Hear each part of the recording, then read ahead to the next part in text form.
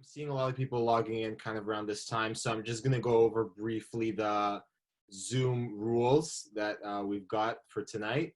Again, welcome. So most of you, I'm guessing, are familiar with Zoom in one way or another because everything is on Zoom these days. So I'm assuming it's not your first time using this, but for those of you who haven't, if you scroll down to the bottom of your screen, you'll see a toolbar.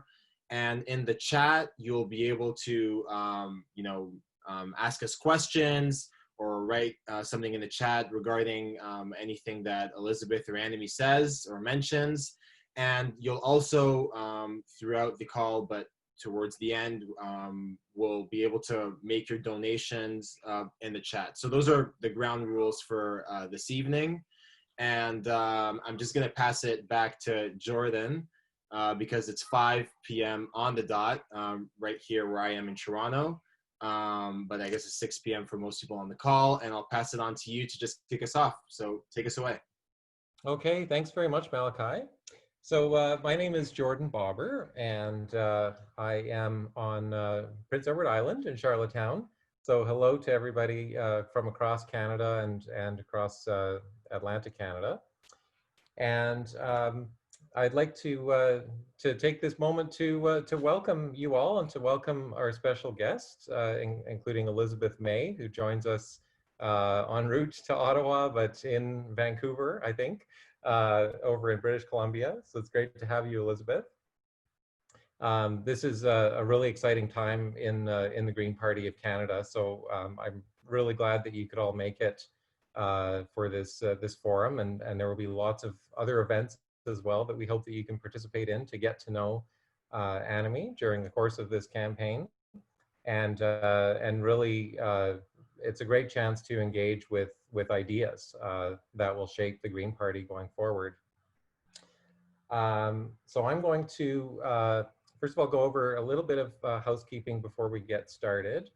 So as Malachi mentioned, we are later on this hour going to have a fundraiser, Dutch auction fundraiser, which may be familiar to some of you, and we'll explain that when we get there.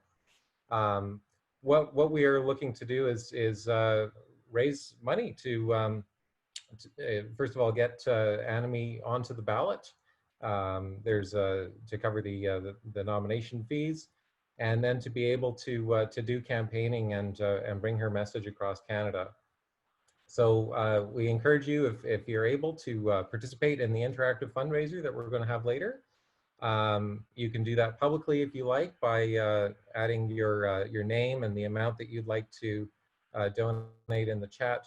And if you would prefer to do a private pledge, you can also pledge by sending a direct message to Rachel Nellens, whose name you'll see in the chat next to the, if you click on the blue button, a little bubble next to you'll be able to send a private message just to Rachel, and she'll be able to follow up with you. So we'll explore the chat just in a little bit here. I'm going to first acknowledge the land that we are all gathering on today. So we always begin our meetings by acknowledging that we're meeting on land that's been inhabited by indigenous peoples for millennia before the Europeans came and began the colonization process. And we're grateful for the opportunity to meet here, and we thank all of the generations of people who've taken care of this land, and to the indigenous peoples who've been stewards of this land and to their historical connection to it. So myself, I'm joining you from PEI, which is also known by its Mi'kmaq name of Ebegwit, which is one of 7 districts of Mi'kmaqui, which together with the territories of the Wolastoq in New Brunswick, the Beothuk in Newfoundland, as well as the Inus and the Inuit in Labrador, make up Atlantic Canada. We also would like to acknowledge the ancestral territories of the Ojibwe, the Anishinaabeg, and the Huron-Wendat and Haudenosaunee people, whose territory Anime is gathered on today in Toronto. And we wish to also reference the treaties that were signed with regards to those land settlements, which include the Toronto Purchase and Treaty 13 in 1805. And last but not least, we'd like to acknowledge that Elizabeth May is gathered today on the traditional territories of the Coast Salish people, I've which applies. moved. I've moved. I'm today on the traditional territories of the Tsleil-Waututh, Musqueam, and Squamish First Nations. Okay, yes, because you're in the ferry, you're near the ferry. Thank you, Elizabeth. And we'd like to invite anybody who's listening today to acknowledge which traditional territories you may reside in the chat. So this is a good opportunity to find that chat button, which you'll see in the little toolbar at the bottom of your Zoom screen. Depending on your view, you might have 3 dots that you can click on to bring up the chat. And just make sure that the little blue bubble is set to everyone.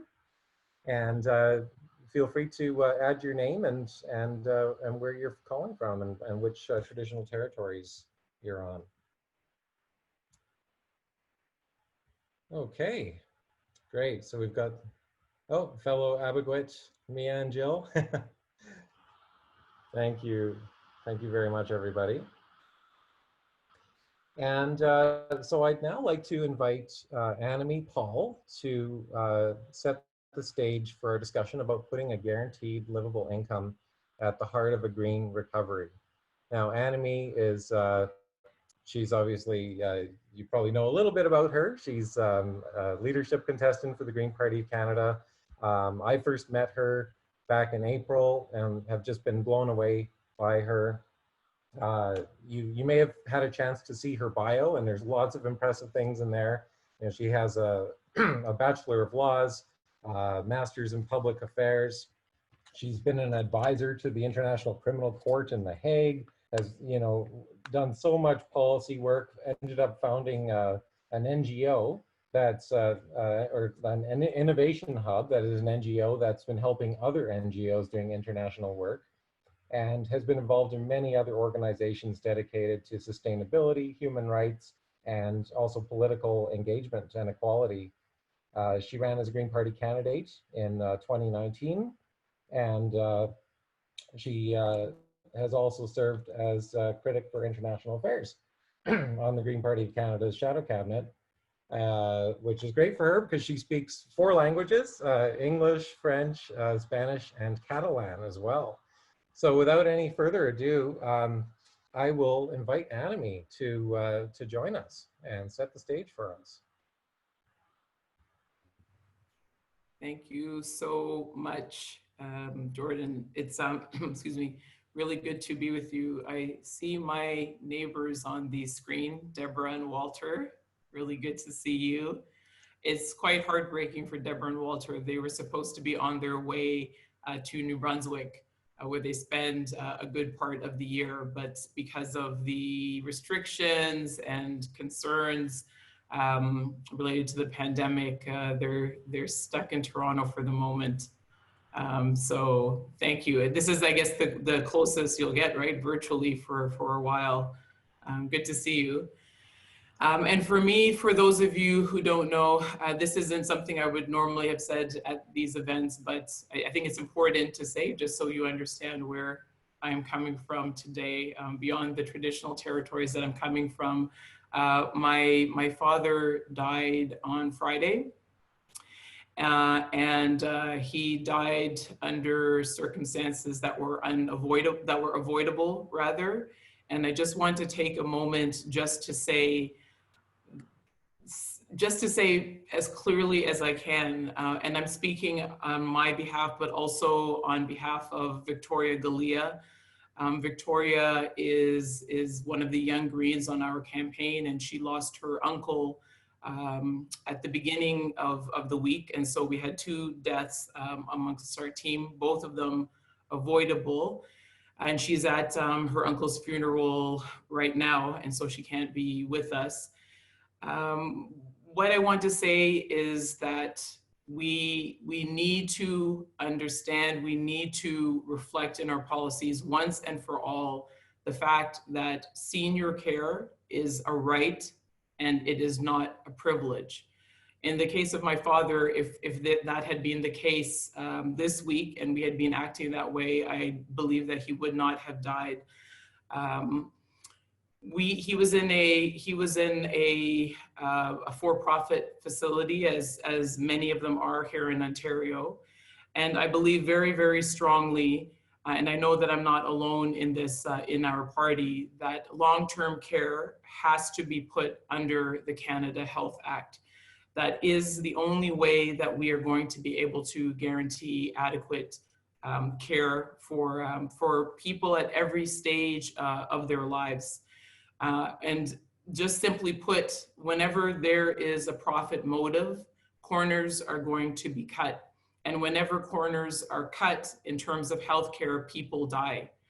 And so if we value life above all else, and we must, and as Greens we do, then we have to make sure that we eliminate the profit motive from healthcare so that people can have dignity at every stage of life. And I was saying yesterday, we had one of these events yesterday, and I was saying to all of the participants that this week in particular for me and for so many people on our team, we were just reminded of the reasons that we're doing this. It's really a marathon, it's a very long race, but there are moments that energize you even in tragedy and pain because they remind you of what is at stake. And so when we think about things like, and when we talk as Greens about things like universal pharmacare, dental care, a mental health strategy, national mental health strategy, tuition-free post-secondary education, and then above all else, creating the conditions for us to have a livable planet. You know, we realize these are not theoretical things, that if we fail, and if we do not do these things, and if there are not champions like the Green Party to do these things, then people die. People die, and as I said, the stakes couldn't be higher. So we have to emerge from this period stronger. We have to emerge from this period having placed a higher value on human life and with a commitment to a better future in all of the ways that means. As Jordan said, we are here tonight to raise funds, and I'm just going to touch on that very quickly because it's important to know that this is an important step forward for the Green Party. The Green Party is unfortunately the least diverse party in Canada. It ran a least diverse slate of candidates in the last election than even the People's Party of Canada. And the evidence has been clear for some time that we are not organically transforming into a truly representative party in terms of Canadian demographics. And so as a party that acts in the face of evidence, particularly when there's evidence of inequality or injustice, the party is acting. And Elizabeth has incredibly generously, because we all heard about Elizabeth's schedule, set aside some of her time over the next number of months to assist essentially all of the candidates, given the diversity of the candidates who are running in raising funds. And we are very grateful to her for that.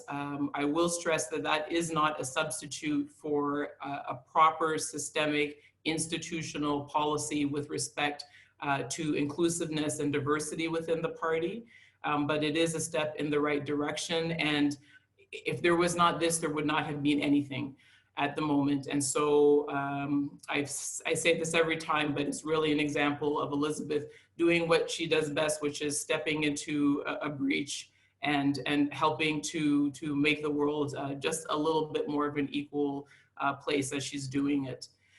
And so I'm going to turn it over to her to talk about a guaranteed livable income. And this is something that I'm very, very excited about. It touches very much on what I said at the beginning of the call, which is that we have got to take this moment in time, take the tragedy and try to emerge from it with a new normal, with a new set of ideas, with a new set of policies to make finally complete our social safety net and to allow people to live in dignity, whatever their circumstances.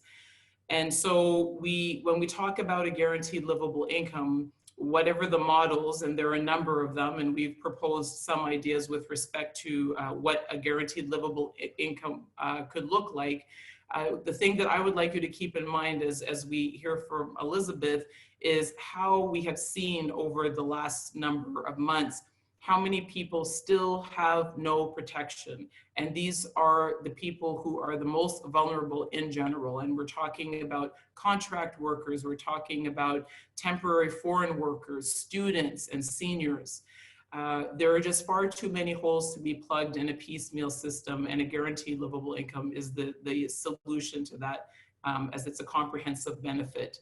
And so I'm very, very pleased to pass this over to what is undoubtedly one of the national experts on this subject, so that we can all share from her wisdom on this subject and have a bit of a discussion. Over to you, Elizabeth. Thank you, Annemie. And I also want to start tonight by saying to all of you who are joining us, I mean, when Annemie's father died just on Friday, and it wasn't expected, as you heard, and it was preventable, and it is really difficult to just keep carrying on. And I'd definitely offered that we could reschedule. And the leadership contest rules and the committee rules, I just want to be really blunt about it. There was concern on Annemie's part that we might not be able, as much as I would want to just make sure that we found another time that worked. Just to be again going over the leadership contest rules, and to emphasize again that the council asked me back in November, when I stepped down as leader, would I agree not to endorse anyone? And I said, well, okay, I can see that that could be unfair. And then as the rules rolled out later, when the leadership committee came up with the requirements for raising so much money, I thought that was going to create barriers. We had a long conversation, and then the leadership committee said, well, and as Annemie said, it's far from a perfect solution, but the idea that, well, at least because I have an ability to I don't know, I mean, people know me, so I know a lot of network, can help get candidates who need to be known and need to have better networks and need to be able to fundraise, because even though the amount of money that's required to run has been reduced because of the pandemic, it's still a pretty hefty hurdle. And so for all of those reasons, I'm really, it's an honor to do anything to assist Annemie Paul's campaign. But I did tell the federal council that I would stay neutral, but then they also asked me to fundraise for candidates who represented equity-seeking groups, and then the leadership committee is the authority to determine which ones of the candidates are from equity-seeking groups. So as Annemie said, it's almost everybody at this point. But that's so be it. Anything that increases the membership engagement in this leadership contest is fantastic. And Annemie Paul, as the first authorized contestant, and with her leadership team, is really pioneering in a number of areas. And one of them is online fundraising, because I said the fundraising requirements have been reduced, but they've been reduced from $50,000 required, raised, and delivered to the party for the right to run. So just to clarify for anyone participating tonight, they reduced that to $30,000, $10,000 upfront by this week, and a further 20 by the end of the summer, and then the voting will begin. So as you can imagine, in a pandemic, it's pretty challenging. When I first agreed that I could do fundraising events for some of the leadership candidates without endorsing anyone, I was picturing the usual thing, like a party in Atlantic Canada. This is designated the Atlantic Canada night. I figured we'd all be together, or I'd do a couple of different provinces to raise money. But it is right now, here we are on Zoom, and I know some people are with us from Atlantic Canada.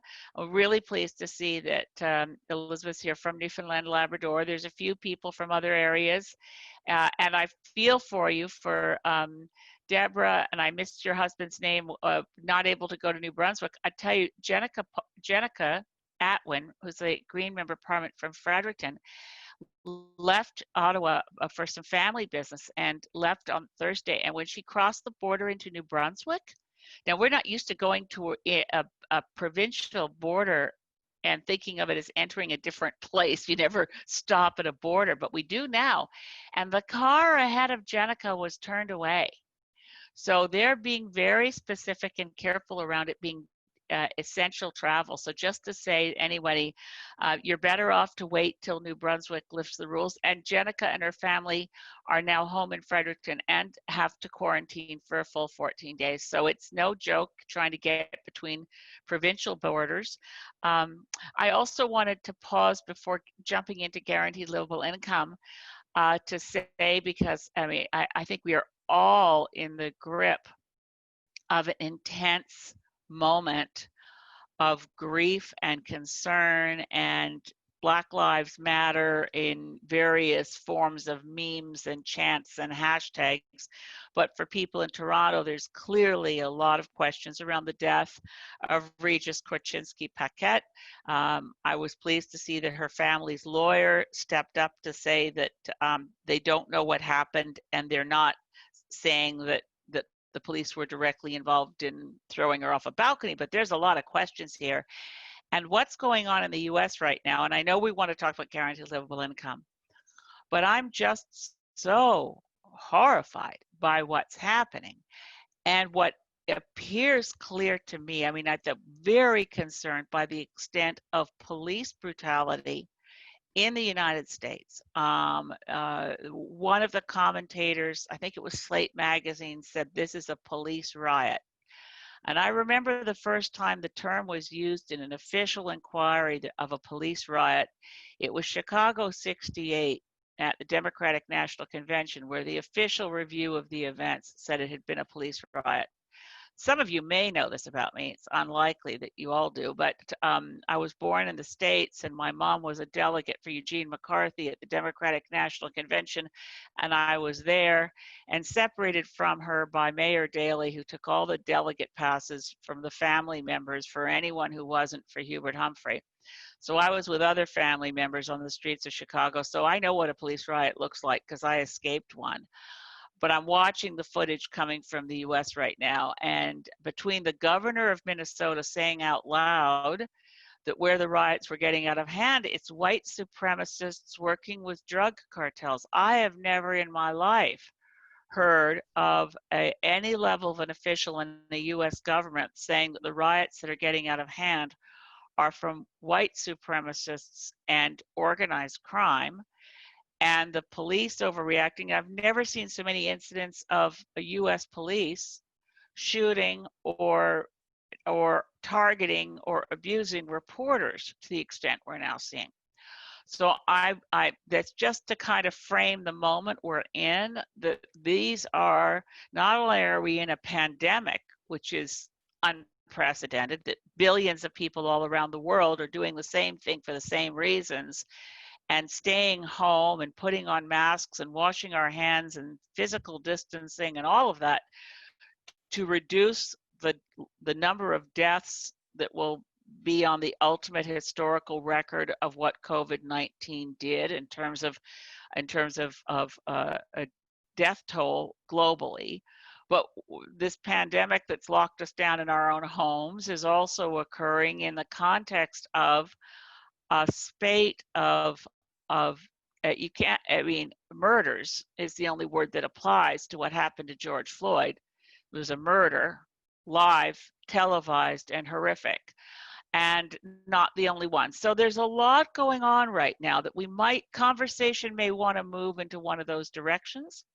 So I didn't want to put too hard and fast a frame on this, but I was asked, and I'm taking way too long to get to it, Anna-Mee, I'm sorry. But I wanted to talk about guaranteed livable income, a quick definitional moment, and we go back and forth on this within the Green Party, but gazillion years ago, I mean, when I first joined the Green Party in 2006, because where I'd been before at Sierra Club, I wasn't allowed to join a party. So truth told, yes, absolutely. joined the Green Party at the moment I realized I had to quit my job at Sierra Club to run for leader of the Green Party, the same spot Anamy's in right now. You make this decision, you put your life on hold, and that's it. Back in those days, by the way, I think I had to put up $1,000. So that was the last leadership race. The funding rules have changed quite a bit. But back at that point, the Green Party had already embraced the concept of guaranteed livable income and distinguished it from universal basic income, because a universal basic income could be applied but actually leave people living in poverty. So some of our concern about language is that there's a lot of baggage with universal basic income, that it might be so basic that it wasn't at a level of survivability. Guaranteed livable income, which is the Green Party commitment, is universal. Everyone receives a check. You don't go through any inquiries as to whether, no needs-based assessment. Everybody would get a check. We've refined it over the years to say we need to negotiate this with every province, and we also negotiate with the municipal level of government, because what I call the poverty industry, providing Band-Aid solutions that don't eliminate poverty, is very expensive. And federally, provincially, and municipally, all kinds of different poverty Band-Aid programs, whether welfare, disability payments, they're just insufficient to lift people out of poverty, but they're often they're all based on a needs assessment. And if you don't prove that you're really in need, you lose your benefits, and you also have the clawback. So if you're receiving welfare and you get a job, you have to declare the income, and that's taken off your welfare check. If you had to pay for childcare to get the job, by the time you're done, you're better off not to have gotten the job. So it does a couple of things. It definitely encourages an underground economy, definitely encourages saying, pay me cash, please, I don't want to have to report this income. It does not empower people to claim the progress out of poverty of, I've made this money, keeping this money. I've got another part of Green Party strategy, of course, is that we need universal and high quality early childhood education-based childcare. But all these pieces come together around the concept that a wealthy country, it's not whether we can afford to eliminate poverty. We cannot afford not to eliminate poverty. And that's another thing the pandemic has made much clearer for many Canadians, is that our social safety net is full of holes, and that far too many people were falling between the cracks way before COVID-19 hit. And we're having essentially, the sense of paying for the CERB benefit is almost without any criteria, and almost entirely guaranteed in some ways. It's a precursor. So we're looking at this, and the Greens we have not yet announced our post-pandemic economic recovery plan. It's coming, but one notion is let's hang on to those things that arisen in people's conversation during the pandemic, and hang on to those. Say those are things we're going to hang on to, and post-pandemic, let's make those things more. Let's extend them so that we're talking about not just a CERB, but a guaranteed livable income. We will need to negotiate this. Back to my other point, that's why we need a Council of Canadian Governments to negotiate these pieces with the provincial governments, with local governments, to say, you know what, we also need to say that the cost, the guaranteed livable income for survivability in Vancouver or Toronto is not the same as where I used to live and where my brother and sister-in-law still are, in Margaree Harbour, Cape Breton, where if you own your own home and you're making $20,000 a year, you're really doing okay. Whereas downtown Vancouver, no. So there's a lot of pieces to guaranteed livable income, but the evidence is very strong. Not only does it eliminate other programs, so there are savings there, it does not require a vast bureaucracy because everybody gets the check, right? Even if you're Galen Weston, you're going to get the check, and it's in and out of the wash on your income taxes if you're above the poverty line. But the goal is nobody's poor at all anymore. And for young people going to university, this is a guaranteed livable income. It means you don't have to be taking other part-time jobs while you're going to school, and combined with the Green Party strategy of abolishing tuition, you begin to see that we're unlocking a lot of the very unfair burdens on youth in Canada today that I never faced when I was a young person, of finishing school with a crushing student debt. There are many applications of where guaranteed livable income is going to significantly improve our economic success as a country, but our societal health overall. And that goes right through to the other issues where we save money, which I didn't want to forget to mention, which is we save money in healthcare, because the single largest social determinant of health is poverty. You eliminate poverty, you're going to save money in your healthcare system, and also in corrections. We're prepared as a society to put, and we know how many more young Indigenous men, young Black men, there are significant groups that are overrepresented in our prison population.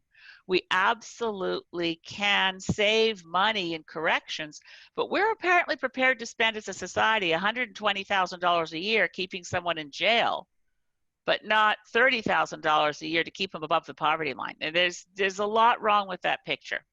I always like to turn to this, by the way, Anami. We talked about this the other night, and I almost mentioned it when you said the overrepresentation in our prisons of Indigenous people and people of color. We never flip that around. Black yeah, people. Black people. We never say, gee whiz, who's underrepresented in our prisons? they're white collar criminals, white collar crime. Oh no, we wouldn't want to send those poor white men who just made some mistakes on their taxes. Wouldn't want to send them to jail. So I had a fight with a professor about that once, actually, exactly that point. Yeah. Well, I've mentioned it in Parliament a few times, and lately I'm thinking the class of people that have been running, going back to where you started in this conversation, Anami, the idea that we have really large corporate, for-profit, long-term care homes for seniors that turn a profit by cutting back on things like adequate pay and salaries, annual salaries for frontline healthcare workers, not piecemeal work where so many of these workers earning not very much money at all and working in multiple different care homes to piece together an adequate living while creating additional risk in a pandemic, as well as, of course, the cutbacks, the quality of food that's served. I mean, every place they can save a penny is profits to and shareholder dividends. And that is not how we should accept that health care is delivered for seniors. And long-term care homes are health care, and they need to be under the Canada Health Act. And we need a guaranteed livable income. And I'm going to stop talking now and just mute myself while the printer runs. I hope that's not too noisy behind me. Thank you, Elizabeth. That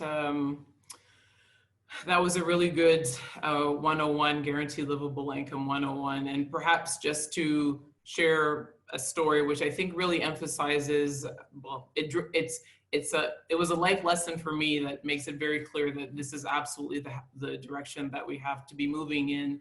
I lived in the United States for a number of years when I was in graduate school.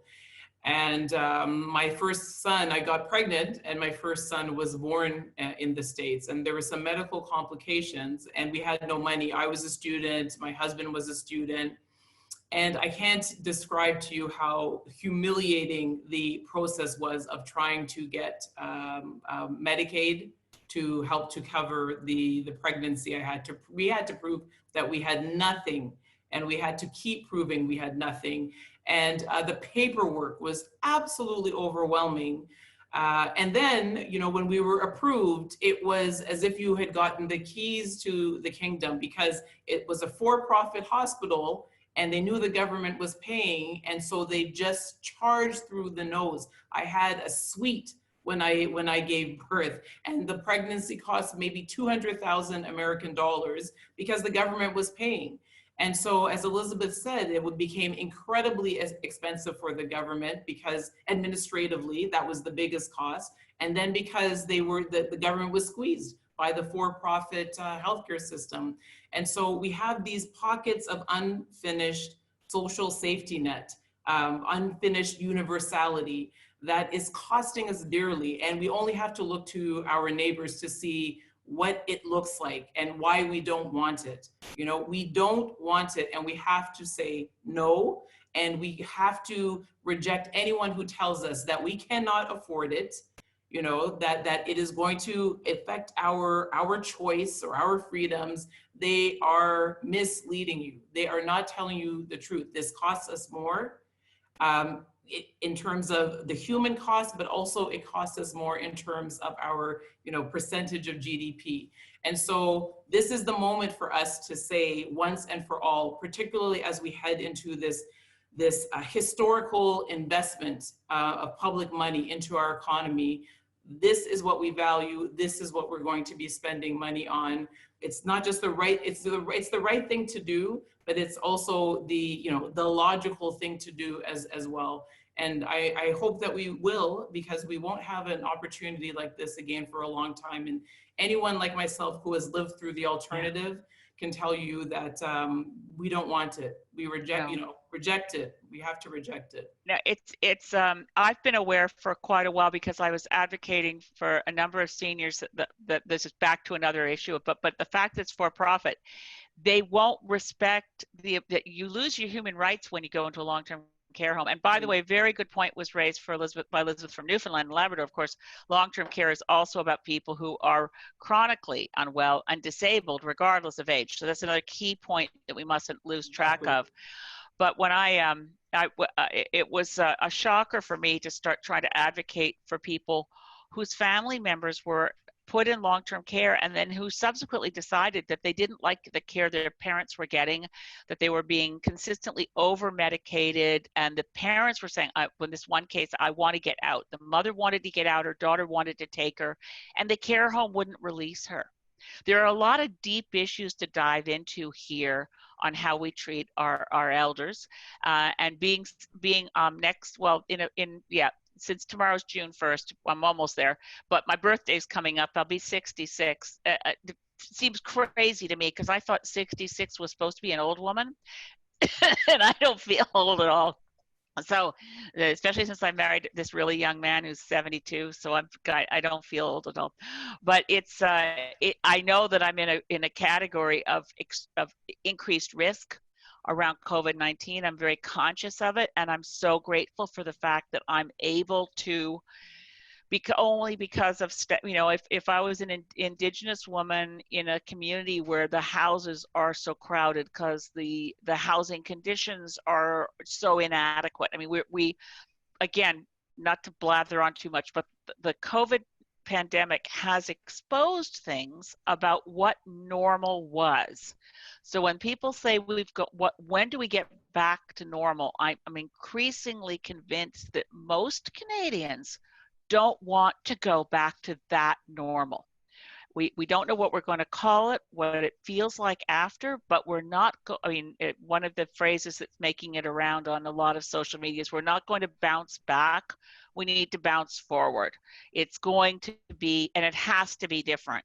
And that applies to guaranteed livable income, a shame-based system for people who are poor, with no intentionality in the policies around poverty in Canada of getting people out of poverty. I mean, that's a key point.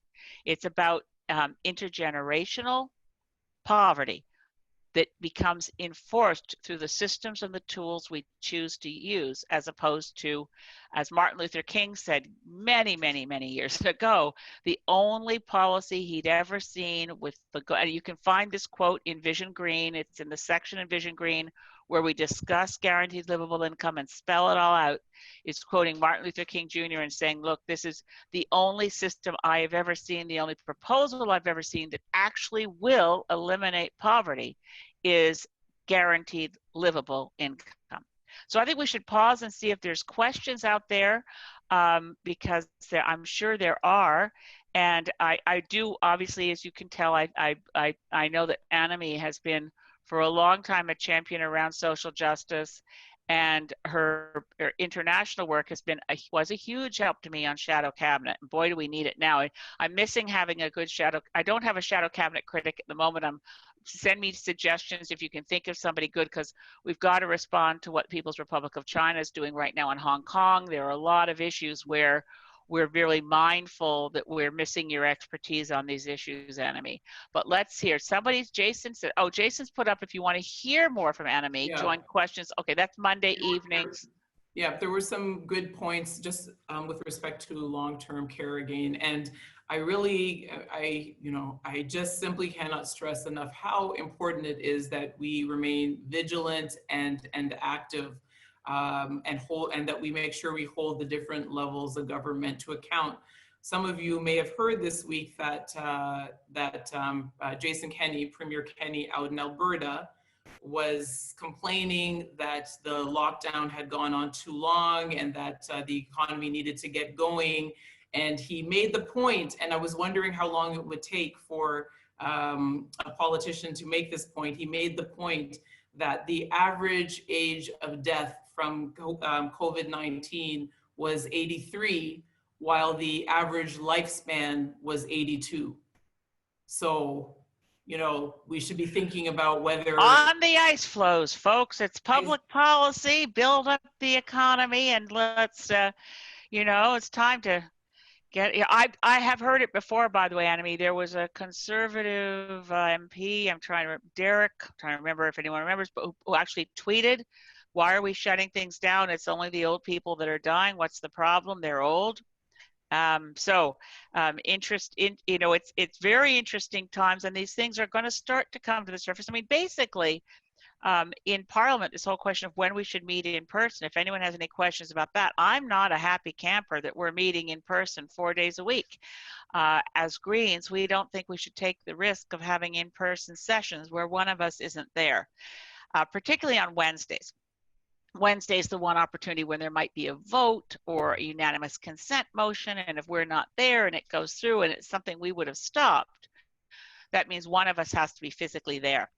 So we've been working in shifts, but I'm fearful every time I have to make the trip, and it's much longer than it used to be because so many of the routine flights that were scheduled to make it an 8-hour trip between Vancouver Island and Ottawa is now a 2-day trip.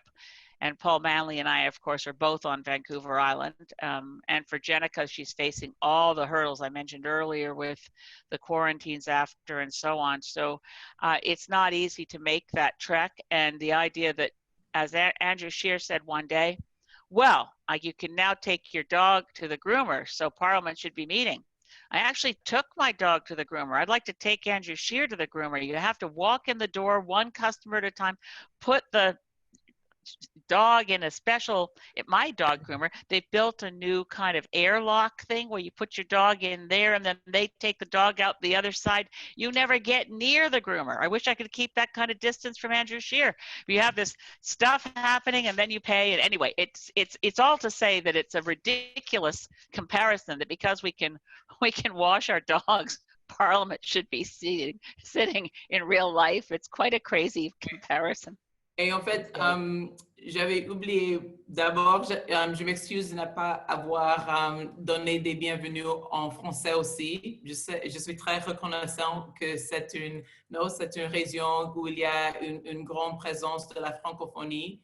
Et alors, je m'excuse. Je suis pas moi-même en ce moment, alors désolé pour ça. Mais Elisabeth et moi, nous sommes tout à fait prêts à prendre des questions en français. Je suis normalement, pas ce lundi, mais en général, je suis aussi disponible les lundis à 6 heures pour 1 heure pour des questions de nos membres. Alors, si jamais vous voulez avoir toute une conversation, un échange en français, ce serait le bienvenu et je suis là toujours les lundis. Mais vraiment, mes excuses. Notre intention était toujours de faire nos sessions dans les 2 langues et au minimum d'offrir l'opportunité de poser les questions en français. Ouais, moi aussi, j'ai oublié, ce n'est pas seulement toi. Mais il y a une question de Lorna. I wanted to just go back to this. It was earlier in the chat about the research, and I just wanted to check, Lorna, if I'm remembering it right, of Lena Chappell and Marcus Hollander on home care. And as I recall, it was if you looked at the cost of someone in long-term care versus hospital, able to stay at home, that by far the better health outcomes and the cost lowest when you actually were able to stay at home with support. And that in lots of ways is an ideal. I'm not sure if I'm remembering the right report. So Lorna, if I'm wrong, please make that point. But I think we need to have, I think we need an inquiry into what happened in long-term care homes in Canada. I didn't know, by the way, someone else had it on my chats, lost the spot to thank whoever posted that Mike Harris, former Premier of Ontario, is one of the, is involved in for-profit seniors care. I thought all the right-wing politicians had gone on the boards of operations. Didn't realize that some of them had gone into for-profit healthcare. Anyway, not to be facetious, CEO of he's the CEO of one of the biggest long-term care chains in Ontario. Amazing. David Woodbury, I did not know that. So but the people, what Greens are calling for is, yes, putting the long-term care in the Canada Health Act. Beyond that, we're also calling for an inquiry with the potential of criminal charges. So back to people who are underrepresented in our prisons, people, CEOs of long-term care facilities where people have died through criminal negligence would be a good category of underrepresented in our prisons. If the evidence is there of criminal negligence causing death, then I think we need to actually be investigating what's happened in this pandemic. And back to Annamee's point, there will be a moment where we start hearing from those, who think the economy must be reopened, even if it causes some people to die, that we actually push back on that. And we hear it more from people in the United States, but we're beginning to hear it here. Thank you very much for that, Elizabeth. And I'm conscious that you're going to have to leave us in about 15 or 16 minutes because you have got another meeting. And I see there are a couple more questions in the chat, but Elizabeth is going to lead us through our Dutch auction pledge fundraiser. Okay, so just before that, just to say, for those of you who have these questions, at least for me, I know that Elizabeth, people usually, she's the one that people have questions for, but if any of these were directed toward me, please, as I said, please join us or please write to me directly via our website, and I would be happy to answer those. They've been noted, but please follow up and we'll make sure we get you answers to those questions.